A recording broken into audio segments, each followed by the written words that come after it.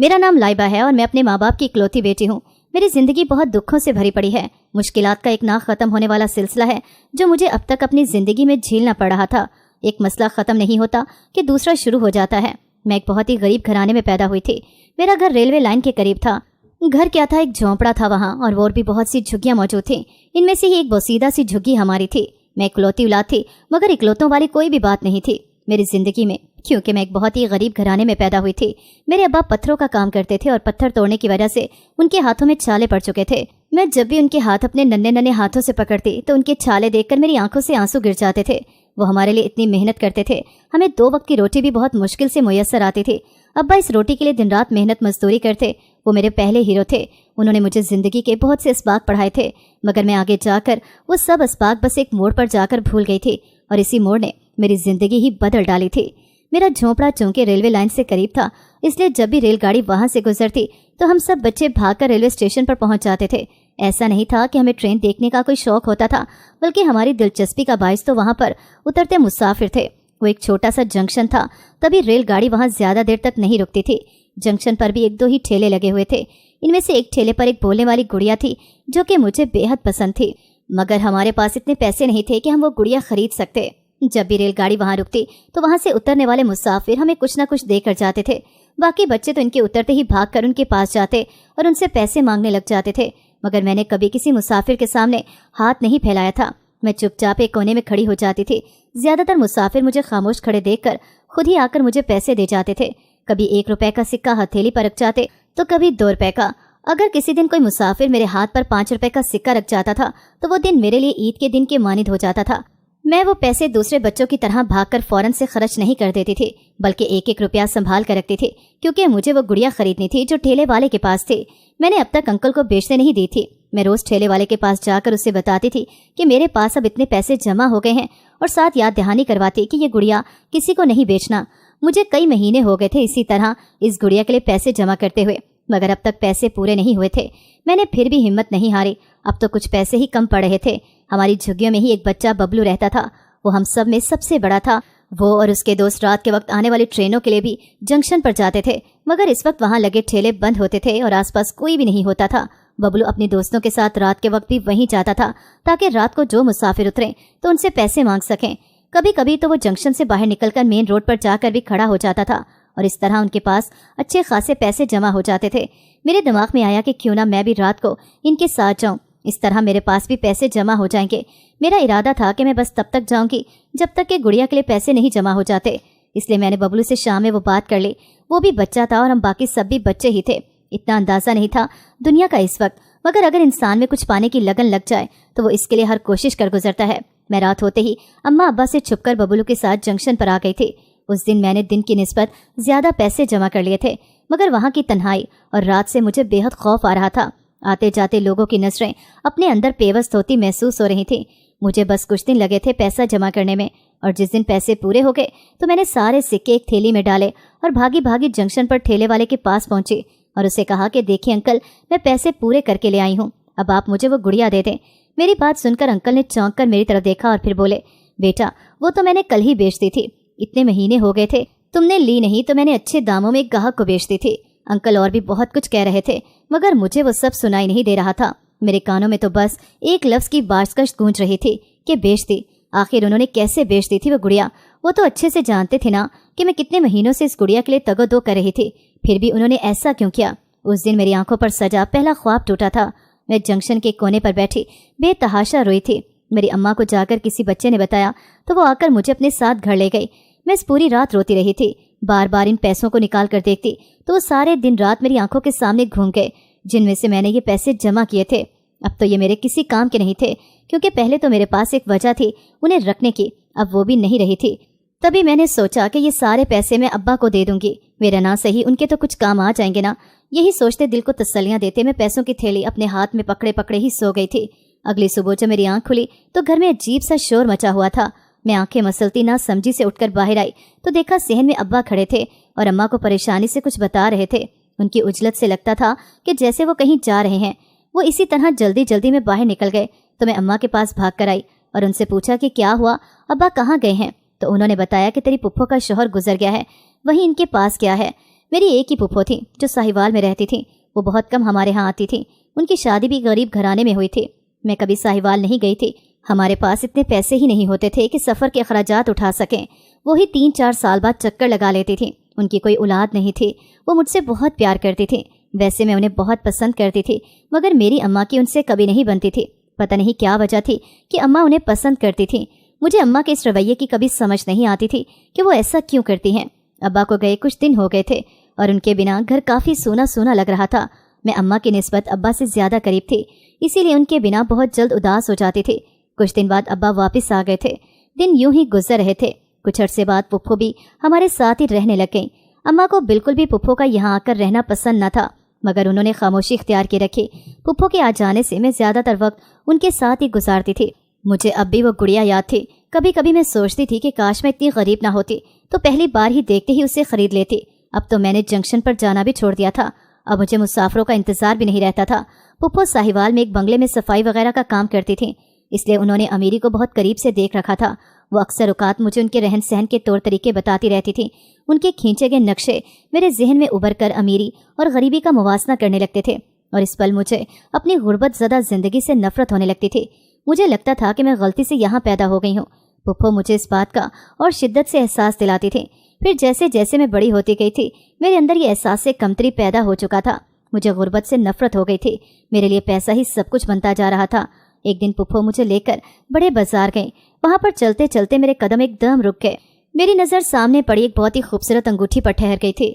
میں ایک ٹرانس کی کیفیت میں اس دکان کی طرف بڑھ گئی۔ سامنے شوکیس پر لگی وہ انگوٹھی میری توجہ بری طرح اپنی طرف مبذول کروا چکی تھی۔ اس گڑیا کے بعد آج بہت عرصے بعد مجھے کچھ اتنا پسند آیا تھا، مگر میں اچھے سے جانتی تھی کہ یہ میری پہنچ سے دور ہے۔ وہ بے شک آرٹیفیشل انگوٹھی تھی، مگر میرے لحاظ سے بہت مہنگی تھی۔ اس وقت تو میں آگے بڑھ گئی، مگر گھر آ کر پورا دن اور پوری رات وہ انگوٹھی میرے دماغ میں گھومتی رہی تھی۔ اس رات میں نے پکا ارادہ کر لیا تھا کہ میں اسے پا کر رہوں گی، اس گڑیا کی طرح اسے ہاتھ سے جانے نہیں دوں گی۔ بہت سوچنے کے بعد بھی میرے دماغ میں کوئی آئیڈیا نہیں آ رہا تھا۔ تبھی ایک دم مجھے خیال آیا اور میں نے اسے عملی جامہ پہنانے کا پکا ارادہ کر لیا تھا۔ وہ پورا دن میں نے منصوبہ بناتے گزارا اور اگلی صبح گھر سے چپکے سے باہر نکل آئی تھی۔ ابھی سورج نہیں نکلا تھا، آسمان پر ہلکی ہلکی سیاہی ابھی بھی باقی تھی۔ میں انتہائی خفیہ طریقے سے باہر آ کر جنکشن کی طرف چلی گئی۔ تیزی مگر احتیاط سے چلتے ہوئے میں اس ریڑھی کے سامان کے آگے کھڑی ہو گئی جہاں بچپن میں نے اپنا پہلا خواب بنتے اور پھر ٹوٹتے دیکھا تھا۔ میں آج اپنی زندگی کی پہلی چوری کرنے جا رہی تھی۔ میرا بچپن یہی کھیلتے کودتے گزرا تھا، اس لیے مجھے اس بات کا اچھے سے علم تھا کہ ریڑھی والا اپنے پیسے ریڑھی کے کس کونے میں چھپا کر رکھتا ہے۔ میں نے احتیاط سے ہاتھ ڈال کر وہاں سے چند مڑے توڑے نوٹ نکالے اور انہیں اپنے دوپٹے کے پلو میں باندھ کر تیزی سے قدم اٹھاتی گھر کی طرف لوٹ گئی۔ گھر آ کر میں نے وہ پیسے نکال کر اپنے تکیے میں رکھے اور دوپہر ہونے کا انتظار کرنے لگی۔ جیسے ہی دوپہر کا وقت ہوا میں اماں کو بتا کر بڑے بازار کی طرف چلے گئی۔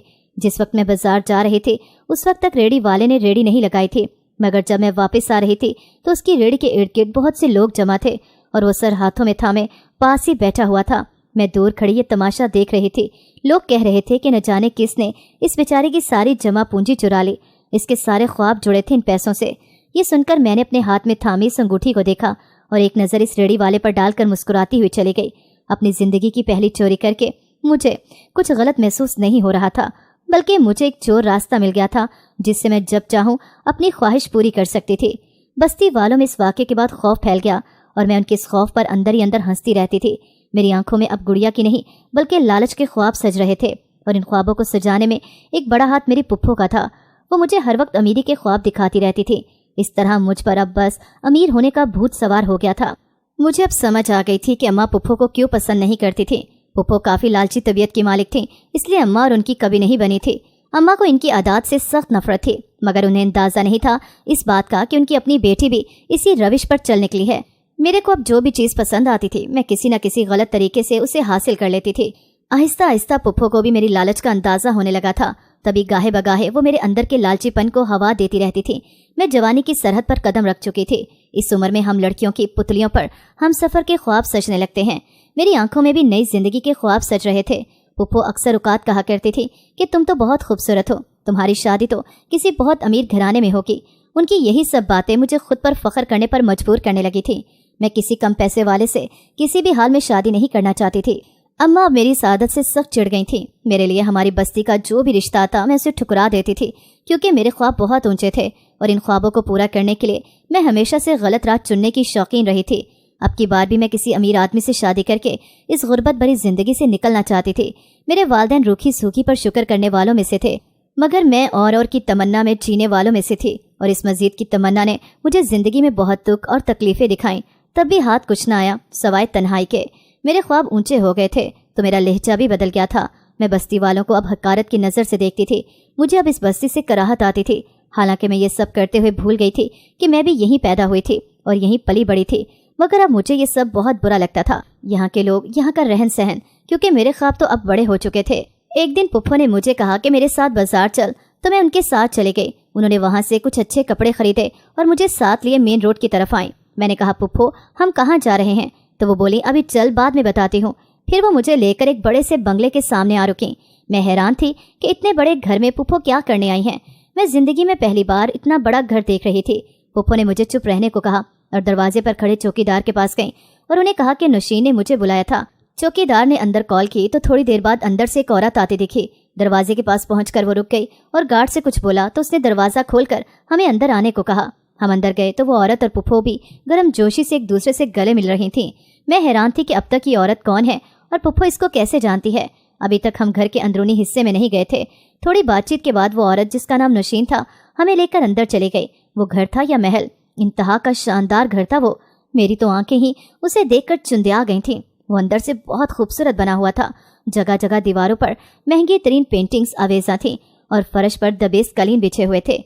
एक तरफ कीमती सोफे थे। मैं तो हैरत से मुंह खोले इधर उधर ही देख रही थी। इसी वक्त पुप्पो ने मुझे टोका मारा तो मैं अपने हवासों में वापस आई। सामने एक बहुत ही महंगे कपड़ों में मलबूस कीमती जेवरात पहने एक औरत खड़ी थी। नौशीन इससे पुप्पो का तारुफ करवा रही थी। कुछ हदायत देने के बाद वो औरत वापस चली गई थी। नौशीन हमें लेकर किचन की तरफ चली गई। अब तक मुझे ये तो समझ आ ही गई थी कि पुप्पो यहाँ पर काम के लिए आई थी। उस दिन वापसी पर पुप्पो ने बताया कि नौशीन उनकी पुरानी दोस्त है और वह इस बंगले पर अरसे से काम करती है। मैंने कुछ दिन पहले उससे बात की थी तो वो यहाँ रखवाने पर राजी हो गई। मैंने कहा, पुप्पो आप इस उम्र में कैसे काम करेंगी? तो वो बोली, मैं नहीं पागल, तुम करोगी। मैं कैसे? मैंने हैरान होते हुए कहा। और अम्मा को पता चला तो वो बिल्कुल भी नहीं मानेंगी। पुप्पो ने मेरी बात सुनकर कहा कि देखो, कुछ पाने के लिए कुछ खोना तो पड़ता ही है, इसलिए अपनी अम्मा को तो तुम्हें हर हाल में मनाना पड़ेगा, वरना यहीं पर तुम इसी बस्ती में पिसती रहोगी। पुप्पो की बातें मेरे दिमाग से चिपक कर रह गईं। इस दिन घर जाकर मैंने अम्मा से कहा कि मुझे काम करना है एक बंगले पर, काम वाली की ज़रूरत है, मैं वहाँ काम करना चाहती हूँ। मेरी बात सुनकर अम्मा बोली, तुम्हें ये पट्टी तुम्हारी पुप्पो ने पढ़ाई है ना? तो मैंने कहा, अम्मा ये मेरी अपनी मर्जी है। फिर अम्मा के मना करने के बावजूद मैं वहाँ चली गई।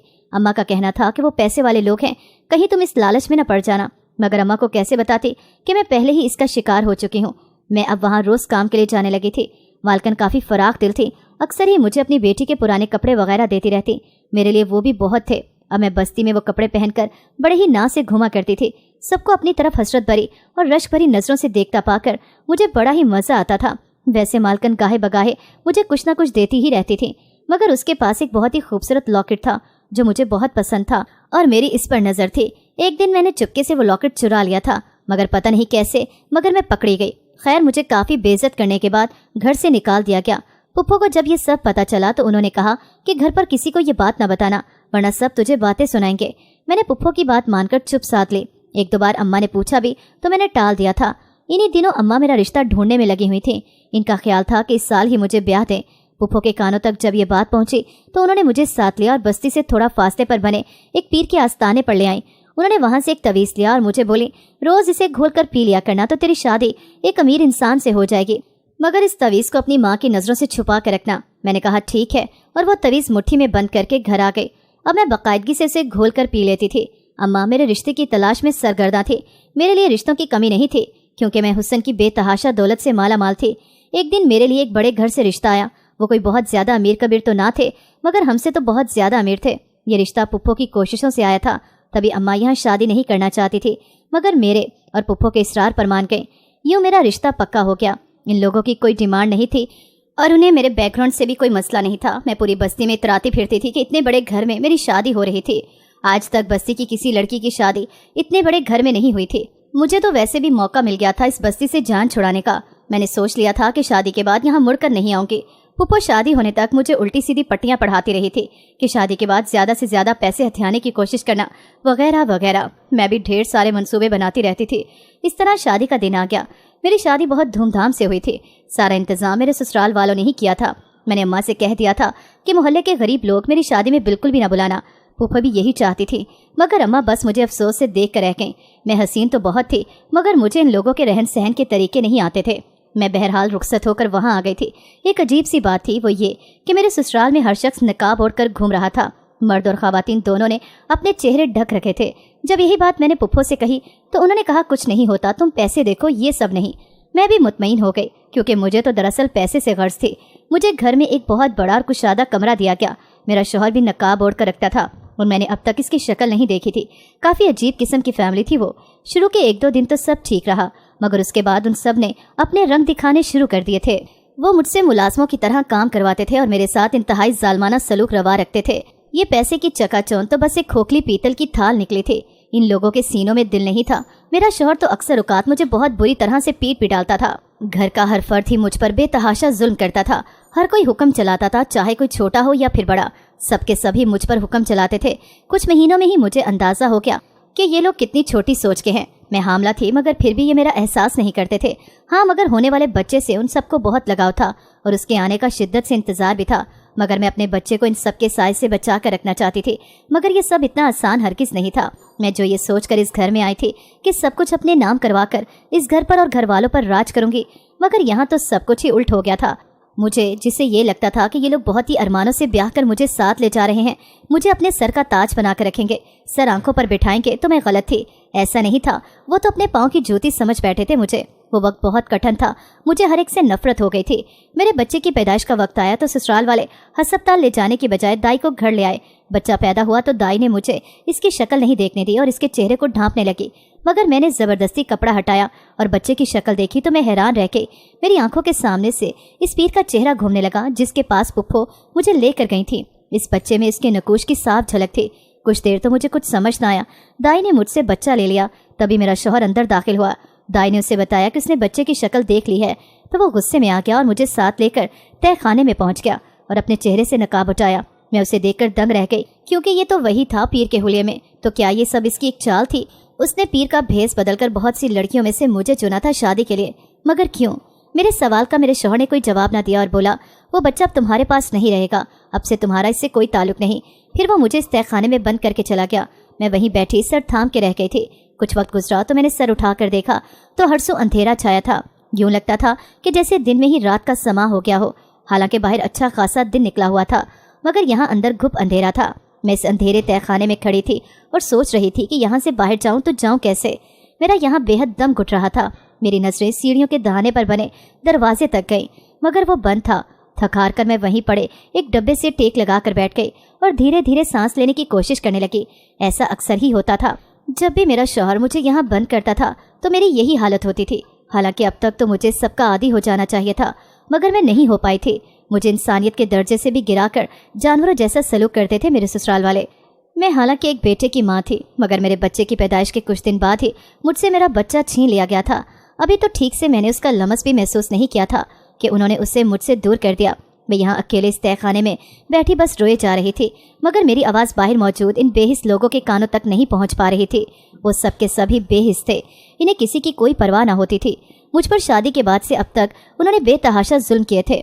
मैं जिससे लगता था कि इतने बड़े घर में शादी हो जाने के बाद मेरी ज़िंदगी बहुत ही खूबसूरत हो जाएगी, अब मुझे अंदाज़ा हो गया था कि पैसा खुशियों की ज़मानत नहीं होता कभी भी। मैं जो हर वक्त पैसे के पीछे भागती रही थी, अब बेतहाशा पैसा होते हुए भी कैदी बनकर रह गई थी। ऐसी ज़िंदगी तो नहीं चाही थी ना मैंने। ये सब तो नहीं सोचा था मैंने। शादी के बाद से अब तक मैं अपने घर नहीं गई थी। वैसे तो मैं यही सोच कर आई थी कि इस घर में दोबारा नहीं जाऊंगी, मगर मैंने वो सब अलग से सोचा था और यहाँ मेरे साथ सब उल्ट हो रहा था। मेरी पुप्पो जिन्होंने ये रिश्ता तय करवाया था, अब वो मुझे पूछती तक न थी। मुझे इतने अरसे में ये तो पता चल ही गया था कि पुप्पो को इनकी हरकतों का अंदाज़ा पहले से ही अच्छे से था, मगर फिर भी जानते बूझते सिर्फ पैसों के लालच में उन्होंने मुझे इस मुश्किल में धकेला था।